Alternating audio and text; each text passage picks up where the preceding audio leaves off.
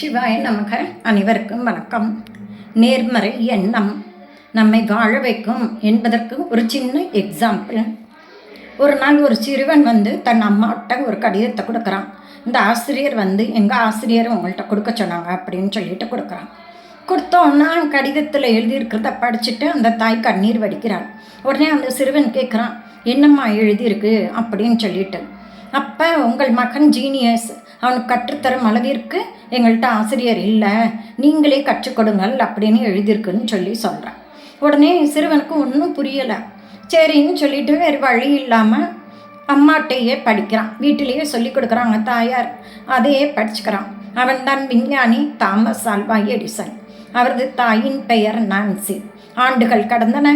அறிவியல் கண்டுபிடிப்புகளால் எடிசன் சாதனைகள் பல புரிந்தார். நாளடைவில் அவரது தாயாரும் காலமாயிட்டார். அதன் பின் ஒரு நாள் வீட்டில் ஏதோ தேடுறாரு. தேடினோன்னா ஆசிரியர் கொடுத்த கடிதத்தை படிக்கிறார். படித்தோன்னா உறைஞ்சு போகிறாரு. இப்படி எழுதியிருக்கா, உங்கள் மகனுக்கு மனநிலை சரியில்லை, பள்ளியில் அவனை வைத்து கொள்ள முடியாது, அவனை நீக்குகிறோம் அப்படின்னு இருக்குது. புத்திசாலியாக செயல்பட்டு தனக்கு எதிர்காலத்தை அமைத்து தந்த தாயை நினைத்து நன்றியுடன் நினைவு கூறுகிறார். ரொம்ப நேரம் அழுதுட்டு இருக்காரு. அப்படியே படிச்சிருந்தா நம்மளுடைய வாழ்க்கை என்ன ஆயிருக்கும், எதிர்காலம் என்ன ஆயிருக்கும் அப்படின்னு யோசிக்கிறார். தாயின் தியாகத்தை உணர்ந்த நீண்ட நேரம் அழுகிறார். பின்னர் டைரி ஒன்றில் மனநிலை சரியில்லாத குழந்தையாக தாமஸ் ஆல்வா எடிசன் இருந்தான்.